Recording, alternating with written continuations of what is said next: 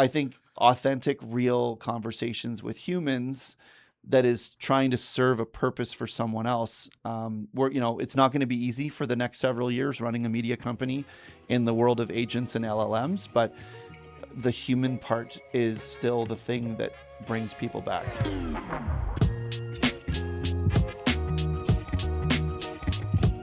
Welcome to the Season 2 finale of Sell Me This podcast. Before we get into the episode, I want to say a giant thank you for listening to all of the episodes of this season. We've had some incredible guests, and I'm super excited to welcome Chris Hogg to wrap up our season for a conversation on digital media, authenticity, and what leaders are doing in a new AI era. I hope you enjoy, and thanks again for listening. Today, I am incredibly honored to wrap up our season with Chris Hogg. Chris, I think we've been talking about filming this for probably the better part of a year now. Yeah, we made the timing finally work. I know. Thank you for having me. I think you might be our first, I'm not going to say you came into town for this episode, but maybe we could say that. Yeah, we can get creative in our storytelling here. So thank you for flying in all the way from Toronto to film this. Yeah. For people that don't know who you are, and I feel like that's probably a small and getting smaller group, why don't you introduce yourself? Who are you? What do people know you for? Sure. So I wear a few hats, but primarily spend my time running Digital Journal. So it's a Canadian publication that covers the technology space for tech leaders, and we help connect tech to the rest of the C-suite. So some of that work is translating, the deep tech and things that are changing business for the rest of the leadership team. We work coast to coast across Canada. We opened a bureau in Alberta, in Calgary, 3 years ago now, and have been growing pretty fast in Western Canada, but cover tech from across the country. And we've been doing it for just over 25 years. So an old business. Old business. And so 25 years, I imagine the business has evolved a tiny bit, a little bit. In 25 years.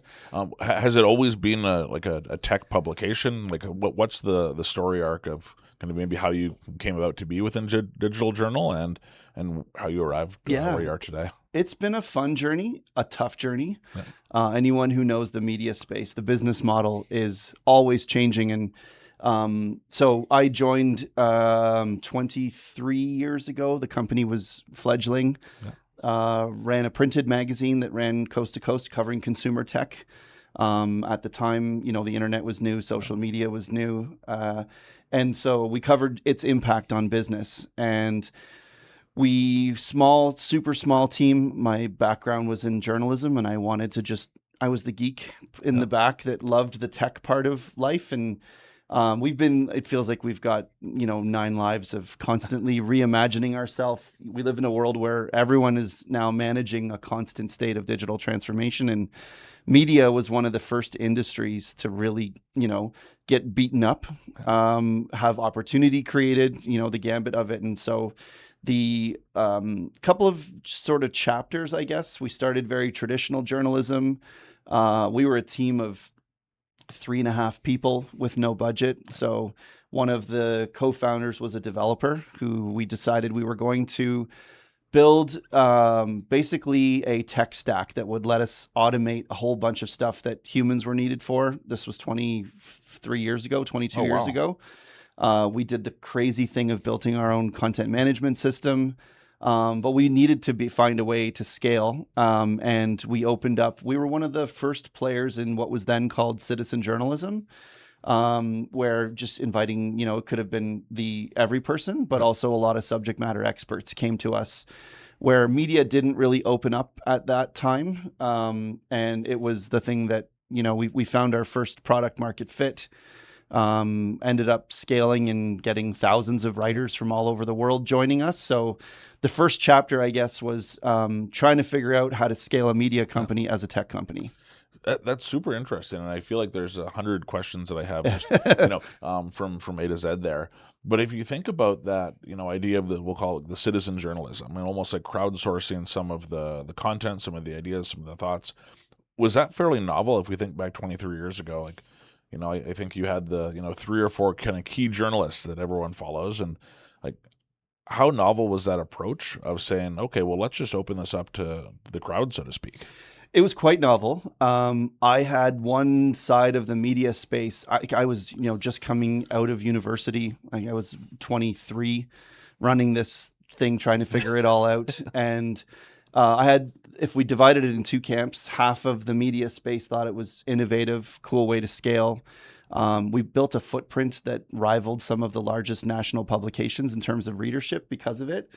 The other camp thought that I was the be-all, end-all of journalism, which is fair. And I really appreciated a lot of the important factors that, fact-checking and accuracy. And that I'm a schooled journalist, and that's what I wanted to try and bring and revisit the business model of how do we scale something that is responsible and bringing in subject matter experts. And we tooled a lot of the publication after social media networks because Facebook was 2005. We launched this in 2006. So it was basically how do you take the social graph and connectivity of the internet and program a website media experience to be the same thing.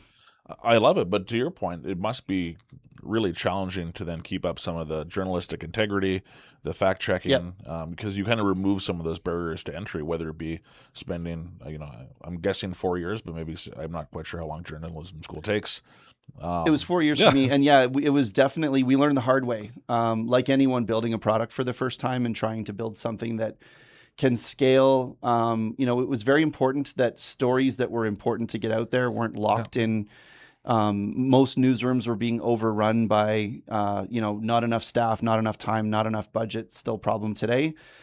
So we tried to responsibly open up and build tools like ways to assign people content, fact checking and verification, both automated and human curated. And eventually some of the full openness we pulled back on just because anyone with an opinion could potentially at that time in the media, there were very famous stories, not from Digital Journal, but of citizen journalism, rocking stocks and changing opinions that on things that weren't real. So it's been growing Digital Journal from that to where we are today. We ended up focusing in more on subject matter experts. So people who were, doctors and lawyers and business leaders and people who had some sort of domain expertise. They might not be a journalist, but they'd have a story to tell. And it was something that was easier to scale responsibly than just letting anyone with an opinion publish. Right. So you kind of minimize some of the keyboard warriors and then just really find a way to give a voice to some of the subject matters experts in their specific fields and find a way to amplify them. A long form version of Twitter that didn't have the liability of Twitter at the time. There you go. I still call it Twitter. I can't change. It's okay. I'm in with you. I feel like X. Well, there's the Google X as well, which makes things very confusing. Yeah. So how has that evolved? So you make these shifts in 23 years ago, and then it was all smooth sailing from there, I'm assuming. Absolutely not. A lot of the relationships built. We had attention on us because we were a really small, young team. We had a lot of head scratching in the media space on how do they keep doing this. And what we found was when you give people a voice and a platform, it was something that so many had never had. Again, social was still in its infancy, even as it started to grow. We built partnerships with a lot of organizations who had stories to tell and didn't really know where to tell them, or, technology. We picked a category that was interesting because there's never seems to be an end state, a fixed state. So a lot of what we've changed to become is we have a team of journalists. We've got a network of freelancers. We focus a lot more on Canada today than we used to. We opened up internationally, which gave us opportunity. We still have people in Australia, the UK, and the Middle East that help us sort of keep and the US that keep our finger on the pulse of what's going on in the world, but Canadian focused, and then focusing a lot more, not exclusively B2B, but really helping, because we ended up connecting with so many business leaders. We would hear a technologist say, I've invented this really cool thing and I don't know how to communicate it to the rest of the business. Or a business leader would come to us saying, what is this thing? And we realized we had both sides of the market asking a similar question. And so Digital Journal today is very much about We've got partnerships with big tech organizations, a lot of events. If anyone has seen Digital Journal, it's probably at an event, running around doing interviews or capturing panel conversations. And really what we focus on now that gets the highest pickup is connecting the dots. So you might have a complex story where a technologist speaking to a technologist, they get it, but a CEO or a CFO might not really speak the language. And so, a rebirth for us in some ways of long form journalism, really looking at connecting the dots. Why does it matter? Put it in context. What's bullshit? What's not? I don't know if I'm allowed to swear. You can swear as much as you want on here. Yeah. And really putting a lens on translation work. A lot of this is more in the last 3 years or so. Especially as we've grown in Alberta, a lot of really, really great insight is captured behind someone who doesn't necessarily know how to communicate it. It might be an engineer. It could be, a neuroscientist or someone who's got a PhD in AI and microbiology, and they don't speak a language that the every person understands. And so we try and unpack innovation to be accessible to more people. I think that's so needed right now, and there's so much noise that is, and I'm sure we'll dive into the AI world in a tiny bit, but even without AI, there's so much noise, so much change, so many levers that are being pulled that if you're not living in this world all day long, I don't know how you keep up with it, and even if you do live in this world, I think you still have a hard time keeping up with it. Definitely, and the regional, I have found, running a national media company is a hard thing. Doing media is hard. Doing it nationally is hard because the conversations become regionalized, and provinces start to build bench strength around specific kinds of expertise, or communities form and bring a life to technology conversations that Vancouver will be different than Calgary, than Montreal, than Ottawa. And so trying to keep our finger on the pulse is not an easy thing. And is that nuance correct? Like I feel like, we're in Calgary here today, but there's such a focus sometimes on these little pockets, and everyone wants to feel like they're special. Everyone wants to feel like they're, I don't want to say the next Silicon Valley, but they're in pursuit of something and kind of bringing everyone together. Do you see that distribution geographically, whether it be Vancouver or Calgary or Edmonton? I won't start the Calgary Edmonton wars, but is it that nuanced, or is there a bigger picture emerging that you're seeing? I think I'm going to generalize and then offer some nuance for that. On a national front, a lot of more recently, there is a Team Canada spirit, just geopolitically, what's happening. There's a lot of effort that's getting aligned to things like sovereignty, digital sovereignty, compute, AI sovereignty. There are connecting ecosystems, a lot of effort in the AI space. I'm just coming off of recent coverage at different AI events, whether it's the Vector Institute in Toronto, Mila in Montreal, or Amy in Edmonton. So we share common ground on goals to build Canada. And we're seeing, large scale organizations emerge to try and create the connective tissue. The Canadian Council of Innovators, I think, is doing phenomenal work, trying to, lead a conversation that has regional nuance, but as one country. But then it does break down when you get into a region. There will be some sort of specialization or some sort of high network muscle that's activated. So the nuance becomes, once you get there and trying to connect and understand what's happening locally, you do need to be on the ground. Like, even we've learned, we have a Calgary bureau. We do the trip to Edmonton all the time. We don't yet have a person in Edmonton. They're completely different regions, and there's a 3-hour car ride away. Yeah. So there is nuance. That makes a lot of sense. And then if you think about some of those conversations that are unfolding, are you seeing different approaches that are being taken with each of the regions, like in that same level of nuance? Definitely. There are commonalities and nuance.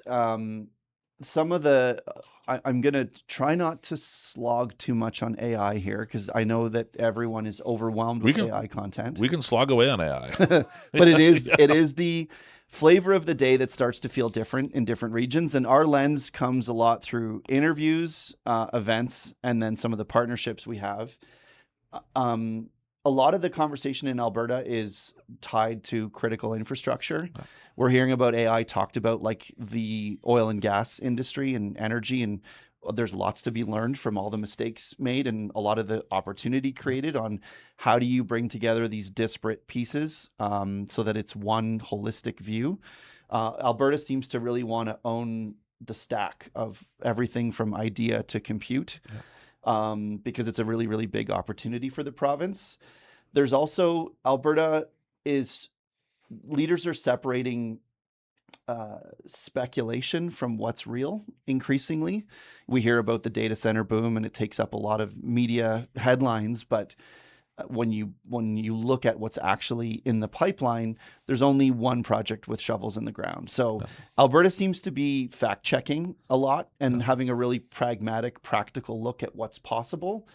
And there's a challenge, I guess, that is happening here, but it exists in other places as a lot of technical debt that sits in places like government. Which they're doing a great job of trying to overcome using AI, but tech debt is a big, big problem where, we sit on petabytes and petabytes of information that is largely inaccessible, or it's on-prem somewhere and you're trying to cloud access. So there's a desire to move quickly, pragmatically in Alberta, but being hindered by the decisions of the past, if we can call it that. Totally. And then how does that differ from some of the other regions? So in some of the other regions in Ontario, for example, there's a lot more, and this is my opinion, and it's a bit of a broad stroke, there's a lot more safe deployment, with the big five banks, the regulatory industry, the federal government acting there. There's, again, decades of technical debt that's trying to be managed, but a lot of strict frameworks. It's very policy driven. Certainly there are startups and scale ups building at the speed of entrepreneurship, but a lot of larger organizations are taking the time to really put frameworks in place to roll out. And that's not different than Alberta, but it's done at a scale just because there's so many central headquarters that happen in Toronto. And federal agencies are really pushing for a sovereign AI push, which every province is trying to figure out their role in. In Quebec, there's a political mandate or a cultural mandate to protect IP, which there's ambition to do that in other provinces, but it seems to be a lot of the recent conversations we have are really trying to protect IP and create opportunity that stays here. Research based with Mila in Montreal, and there's a lot of energy being put into processing data on local devices. So we live in a world where large hyperscalers are driving AI adoption across most businesses, but looking at opportunities for edge cases where things could be managed on-prem or increasingly sovereign driven. TELUS built a big AI factory in Rimouski as one example. And the transparency, I think Quebec is leading in one way on transparency around procurement data. Kind of a geeky conversation to have, but a lot of what we see being held up for opportunity is because procurement runs way slower than the rest of the world. And when you're trying to sell to government or sell to a framework as a startup or scale up, Quebec does a good job of making things open. Ontario does not. That's really interesting. And I think that speed of deployment and that speed of execution is such a different perspective of the way a lot of this technology procurement or these decisions being made in the past. I was having a coffee with someone the other day that shared the exact same thoughts where, you have these big POCs, you have these, very traditional, okay, we have an idea, we pilot it small, we roll it out a little bit larger, and then, traditionally, okay, now we kind of do the enterprise-wide deployment, everyone high fives and celebrates with a cake. But now by the time you get to the enterprise deployment, the tech's all changed. Yeah. And so on the BC front, following that, weird things are tripping people up. We just came off of a conference that was in Vancouver where hundreds of CIOs gathered and we're sharing larger scale issues. BC there's a public will to change things quickly and government is acting on it. I definitely have a government lens these days because it seems to be where a lot of the big moves are happening. But there's a friction between, again, the tech debt and a heavy concentration on trying to fix things for the public sector creates weird blowback. We heard a story of legacy data. So doing POCs and launching at scale. The city of Kelowna launched a chatbot to help local folks engage with the city, and 180,000 citizen queries came through the chatbot. It had been tested, and the bot hallucinated because of a PDF that was sitting on its own website, way deep in. It was around lifeguards and beaches and what was possible. So we're seeing active, POCs that move to market that become active deployments. Yeah. And then it's kind of a holy shit moment. How do you then contain a hallucination because of our own data that we've made public? Yeah. And it's, it's funny, and I'm sure you have practical examples of it within your walls. I have, within our brokers and our consultants, we had one person we were interviewing. They made its way into our AI internal models, and it took forever to try and get them referenced off like a whole bunch of internal documentation. And it's like all of a sudden we'd hired this person that didn't quite exist. And to unpack some of those things without everyone knowing exactly how it works can be quite challenging. Very much so. And we're seeing a lot of safe deployments where test beds become important.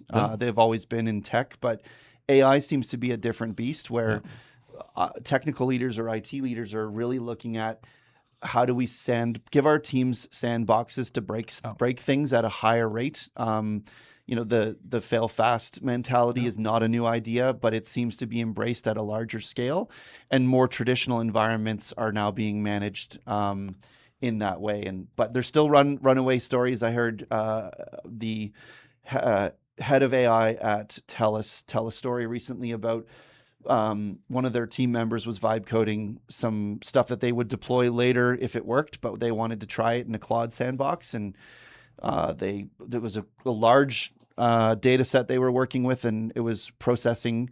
They spent some time building it, turned it on a Friday, which I think anyone in IT would know that that's not a good idea. It's a faux pas. And within hours, this individual said his phone was blowing up because they'd spent $50,000 in tokens in 3 hours. And this is a scale that a lot of companies won't necessarily face, but he said they had to shut it down. They didn't have guardrails in place, so they're learning. We're all learning right now and on the fly. And this was the third time that had happened in less than a year. So to the point of not everyone on the team follows along. It's the governance and guardrails matter, but also like internal sharing of best practice feels like we could have this conversation in 6 months and we'll still be learning stuff. Yeah. Well, even the conversation around kind of prompting versus context engineering. Yeah. I feel like up until probably like 2 months ago, everyone and their cat was talking about how do we design the best prompt. It's all about prompt engineering. Most recently, prompting is dead. It is now all about context engineering. Yeah, and there was a point in time where people were hiring prompt engineers. Like that was a job. Well, I think probably on this podcast like a year and a bit ago, someone said that was one of the most important jobs of the future, prompt engineer. And now everything's agentic. Yeah, and it's all about what context can you give your agents. Yeah. Yeah. And so I'm sure that'll change again in 6, probably by the time this episode comes out. But yeah. And so you have a really interesting vantage point. Not only did you get to attend and kind of immerse yourself with your team in some of these really energetic, high profile events, but you also get to spend one-on-one time with a bunch of leaders that are actively making change right now across this space. So I get really curious. Like, are there trends that you're seeing from leaders that are doing things really well, and like maybe even some of the things they're not doing well? Like, what are some of the common threads you're seeing across these individuals you're talking to, and how they're actually managing some of this change? It's a really good question. One of the more surprising to me things that has emerged, shadow AI and a leader that has to manage her or his team that's now, self-helping their way through the world. That's not a new thing. But how leaders are responding to shadow AI has been interesting, where the old world of IT would be like, that's a disaster waiting to happen. Like it needs to be nailed down. You have to follow these protocols, use these tools. I have heard literally dozens of leaders now talk about it as a sign that the business wants change, and they're using it, for a technical person or a CIO or a tech leader at a smaller organization when they need to go to a CEO or a CFO to say, I need more budget or more opportunity to explore. They can take stories now to the executive team saying, I think some of the latest numbers are that 90% of companies are reporting that their employees are using personal AI at work. Whereas that used to be a problem. Policing it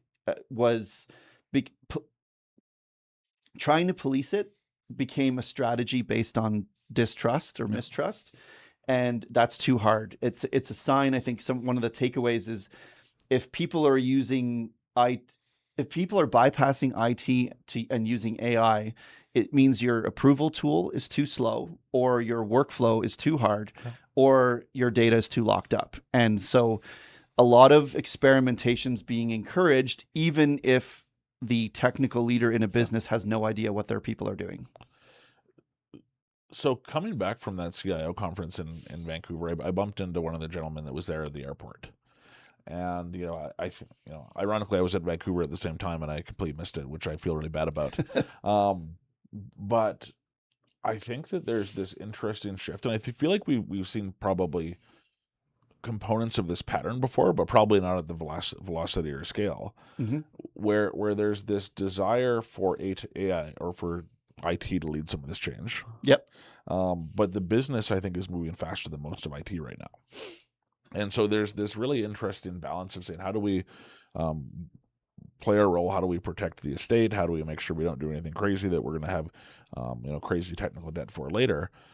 But also, I don't think there's ever been a greater interest from the executives, leadership, boards to say, almost to a fault by picking the tool rather than this problem, how to get AI in our businesses.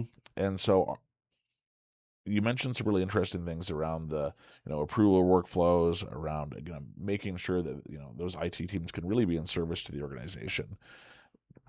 Are there any other comments you have around that shift that's happening, even maybe in terms of some of those power dynamics between those groups? We're living in an era where technology leaders now have a seat at the business table to drive where an organization is going. It's not a new thing this year, but it's ever changing. And a lot of the tech leaders that I speak with now have invested their personal upskilling. You might know your domain, you might know your tech stack expert, but describe how the business makes money and describe how technology could accelerate it.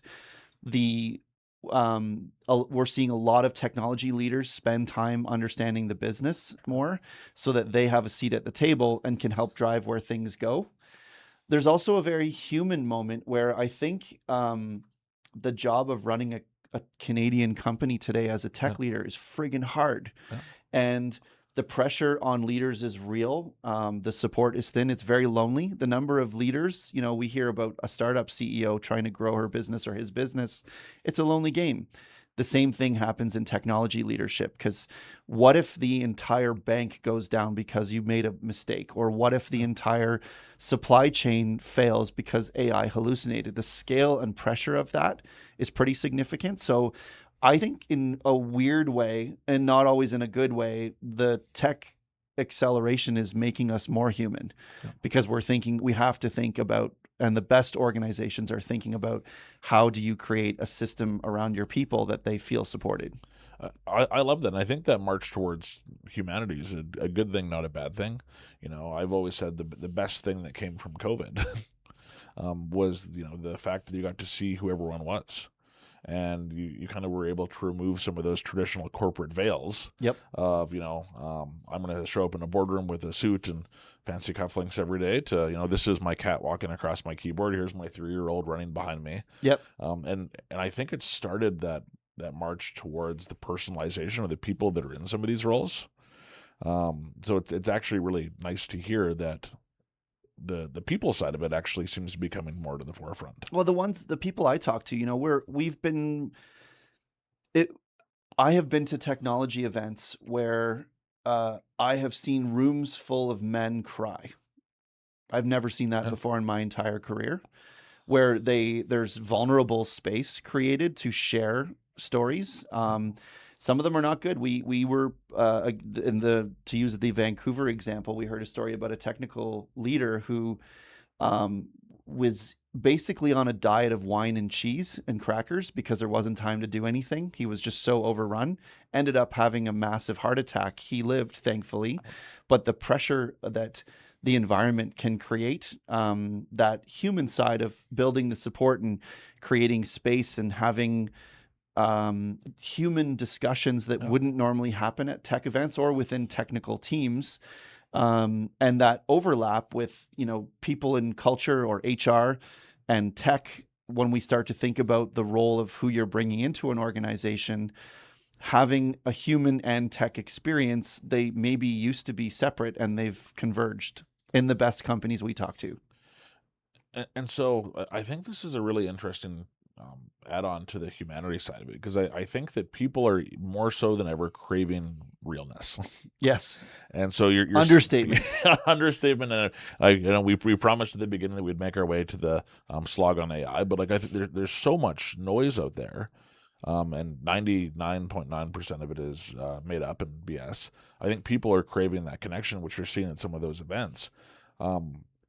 Is that, without kind of pumping the tires of digital journal too much, is that one of the reasons you're seeing a lot of success in the ability to tell some of these authentic stories in a little bit of a more natural way? I think so. The connecting the dots thing is important because a lot of, having a message resonate, and we don't get it right all the time. It's a process of learning in a context and an environment that's changing. There definitely is an appetite to help me tell my story. Yeah. We've moved from if you're a company, we've moved, marketing drives attention and journalism optimizes for trust. And the world of AI slop, we're seeing now on the B2B side, we talk to a lot of technical vendors, and, I'm a geek and read all of the latest studies on how agents change things, but 94% of a B2B buyer process now uses an LLM. So before you even have a conversation, in the old world, you'd optimize content on a website, or you'd be on LinkedIn saying you're great. But most of the time, you've been filtered by the time someone reaches out to you. That happened before, but it's happening at a speed and scale that is brand new. And we live in a world of sameness. One of the cautions that I offer to the marketing and communications people we work with a lot is LLMs are great, a chat tool that can help you identify your ideas more clearly, or patterns are good. But there are people like me and many others who can spot AI slop from a mile away, like quietly happening in real time, and all of the trigger words that has created a sea of sameness. I recently came across a study that showed the increase of, it's not this, it's that, it's not this we're tackling, it's that we're doing. That AI pattern construct, we beat up the M dash last year. Yeah. Now it's just a bunch of words that, when I scroll through my LinkedIn feed, I love LinkedIn, connected to so many great people, but you almost could remove the name and look at the structure of it, and everything is AI. And the humanity part, or it might be real insight, but we're seeing people tune away their attention the second they can tell that it's AI. Well, and we were having this conversation before the show started today. It's both of us are fairly active on LinkedIn, and it's a little bit disheartening too, where I love seeing what people are up to. I love hearing the stories of what people are learning and all of that. I don't love the vanilla version of, I plugged these 3 things into ChatGPT. And although it's better, it's not like before. It used to be like the scrolling marquee around when it has the all of the emojis peppered in, and the M dashes. It's a little less in your face now, but it's still pretty obvious, and it just doesn't feel real. And it's trickled into websites too. All of a sudden it's easy to do. You can spin out white papers, case studies, the things that used to take a lot of time for an organization to put together. The media world could spot it from a mile away. Yeah. All studies show that agents will now prefer. There was a study done by Muckrack at the end of last year, which is a platform that monitors journalism. and 82% of AI sources come from, at the time, late 2025. It'll change again, every 6 months, came from earned media. So we're seeing a revival of getting mentioned in media has a higher LLM return on investment than if you publish a press release that gets picked up on a syndicated website, or your own website is less likely to get picked up because agents and AI and LLMs are being trained to where we live in a world of trust and recency. I was at there was a company in New York that does AI. They track LLMs and how many times companies get mentioned.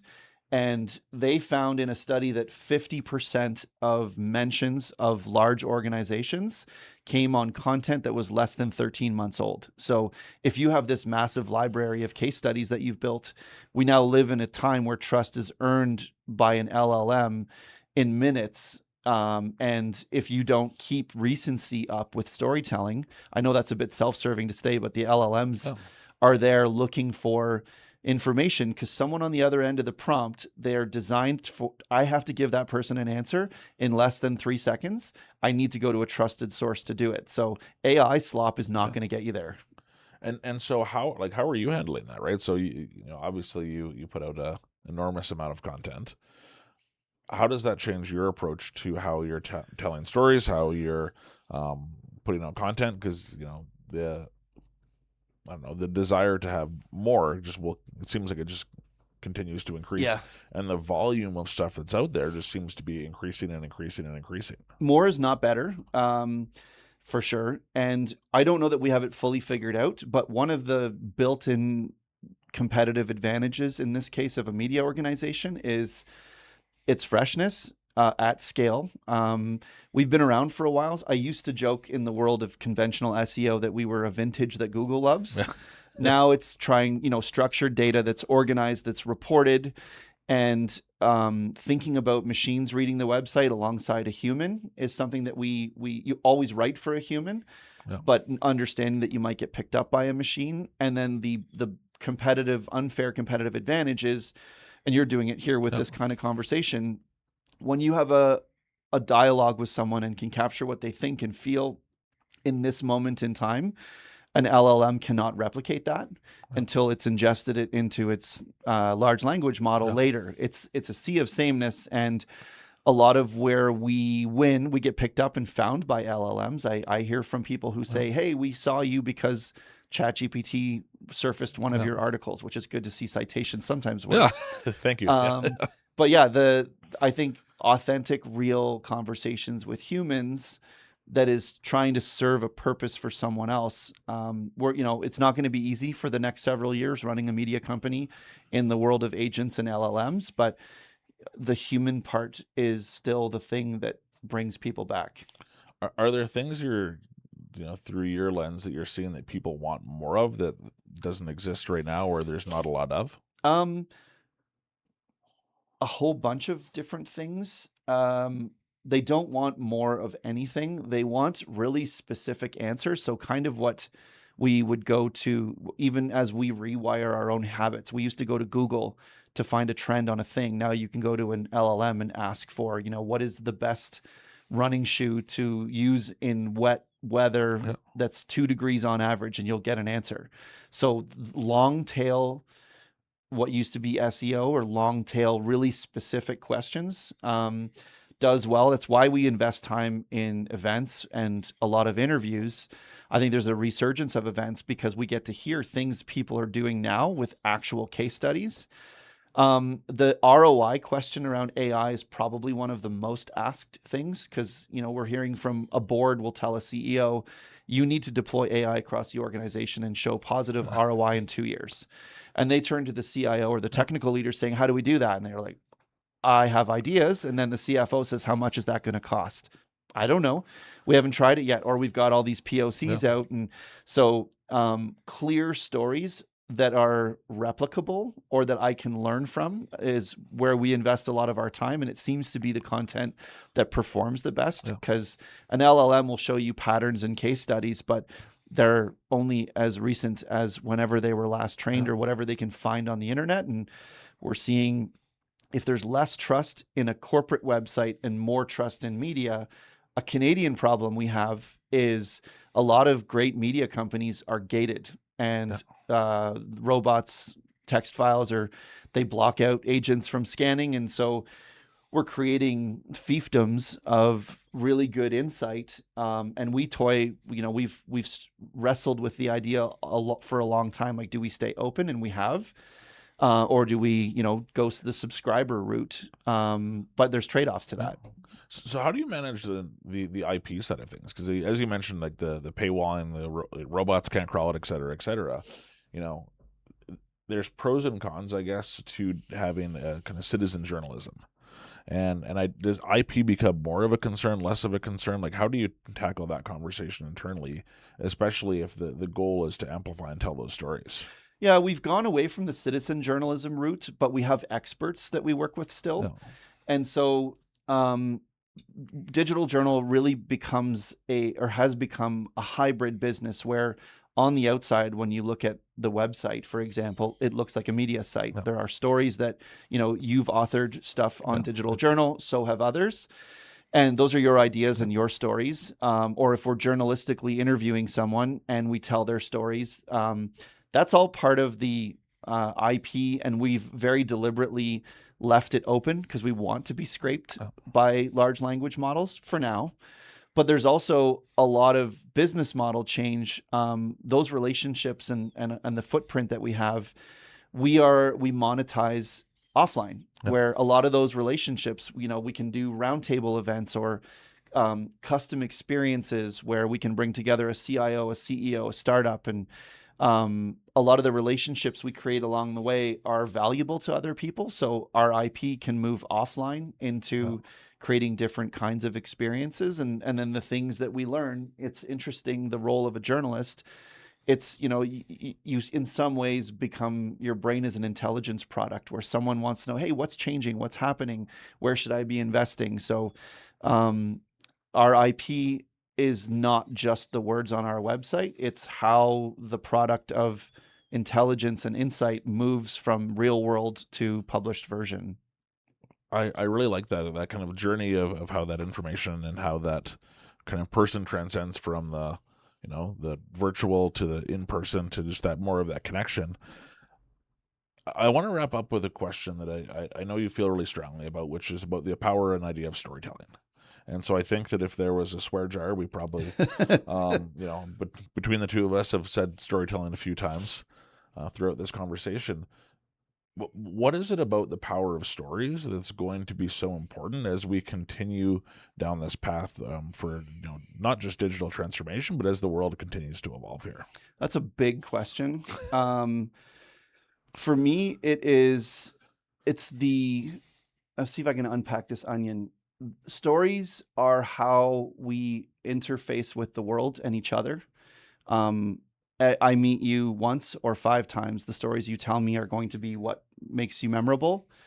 And I think differentiated in this world of sameness, there was this race to create large swaths of content. And everyone looking through an individual lens said, my job just got easier. I can churn out all these blogs now on my site, or my CEO wants me to be able to have all these case studies. And what I don't know that enough people stopped to pump the brakes to look at is everyone else is also doing that. And so storytelling is not creating content. It's finding a way to share an opinion or a view or a perspective that is going to connect with someone else.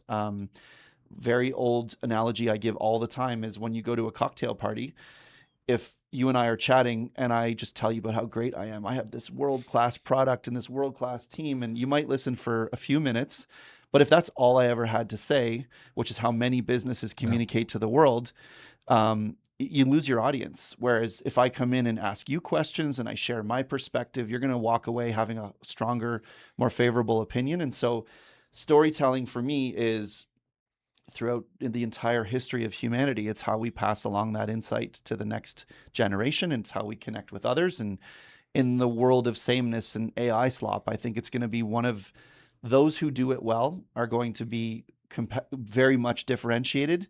An interesting anecdote I heard from a senior leader at Lenovo in the States who went to a conference run by one of the big management consulting firms, and they had every session about everything. They did, how to deal with large language models, how to scale AI, ROI discussions, anything that a technology leader would want.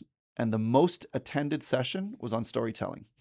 It was helping technologists tell better stories because they need to connect, they need to connect with the world. And it's pretty telling to me. And again, I'm at the risk of sounding very self-serving. It's telling to me when there's lineups on how do I do storytelling, and that's the thing that fills a room. I love it. Yeah, and I think that, I think I know the event you're talking about, and it's just, I think it's a human connection, right? And I think that people want humanity, they want the connection, and it's one of our most, I don't want to say primitive, that probably downsells it, but it's built into people. Yeah, and I think in a time when everything gets more and more unreal, they want something they can hold on to. Exactly. Yeah, and everywhere you go in life, whether it's at a dinner or a cocktail party or meeting someone in a coffee shop or talking with a colleague, the stories you tell them shapes what they think of you and what they remember about you. So I think to me, it's the most powerful force. Yeah.